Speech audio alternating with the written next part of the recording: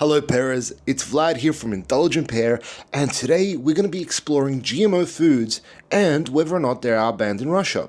Now, I'm here in my Russian kitchen where I'm staying, and I've had the luxury and the privilege to go around and really understand what foods here are like, different flavors, different textures, but more specifically, fruits. Now, I have children, and as any parent would know, fruits for kids is one of our biggest expenses. And because our kids consume so much fruit, we always want to make sure they're having the best of stuff.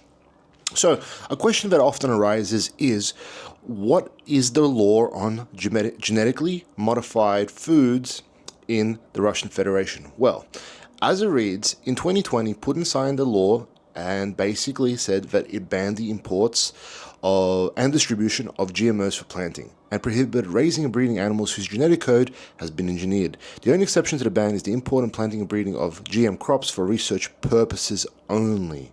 So, your meat, your vegetables, your fruits, your veggies, all of it is homegrown, 100% real food without any nasty additives. Now, what does that mean for us Westerners? As a lot of us know, when we go to our local supermarket and we buy a punnet of strawberries, what we'll notice is the odd, peculiar shape of the strawberries. Sometimes they're quite warped, quite huge, in fact, and they don't quite look like what a strawberry should look like. Well, that's a result of being a GMO food. Now, here we have real strawberries.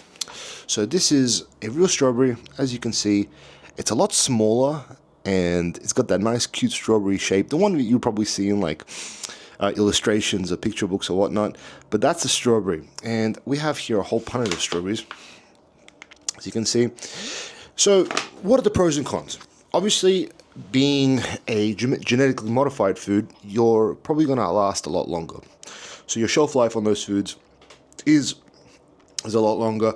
Also, the volume of fruit you get per serve would be a lot higher.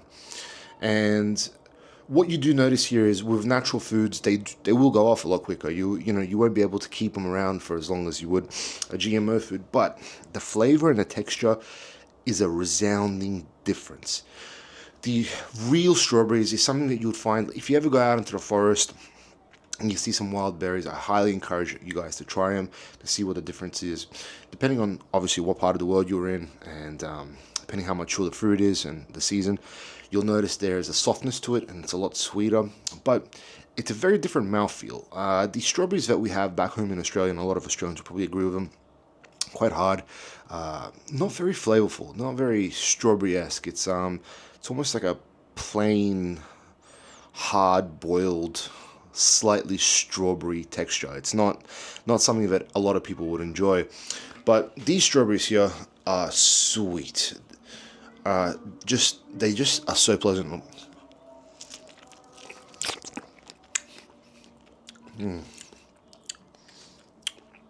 Just full of juiciness, and it's just soft all out throughout the whole fruit. It's soft, and like I said, they do ripen a lot quicker. It's just part of the side effect. But that's why in Russian culture there's a lot of preservatives that you use to make jams, or you can make something called kompot, which is it's a really nice form of juice.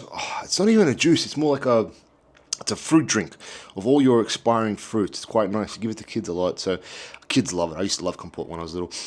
But yeah, that's the strawberry, guys. Now here we have the blackberries. Look at that.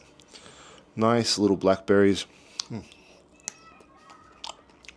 So sweet. It is ridiculously sweet. And they look amazing. Look, I bought that today in the shops. And this is kind of what the fruits come like. They come in these punnets, and they're not all boxed up, sealed up, and wrapped up. So it's very much like a farmer's market feel, but that's just everywhere. And you'll also notice a lot of locals sell their own fruit too. They got their own gardens. That's just how they make a little bit of extra money. And, it's always good to encourage, buying off your locals and giving them a little support. A lot of the time you build a good relationship with them. They know a guy who knows a honey guy, who knows another guy, who knows another guy. So I really encourage you guys, if you do travel to Russia, to try all the local fruits. It is a different experience. It really is. And last but not least, now I love cherries. Like, cherries are one of my favorite fruits. They're beautiful. For us in Australia, they come around in December, the peak of summer, and I don't really have many complaints about the Australian cherries except the price. Here, they're ridiculously cheap and very, very soft and full of flavor.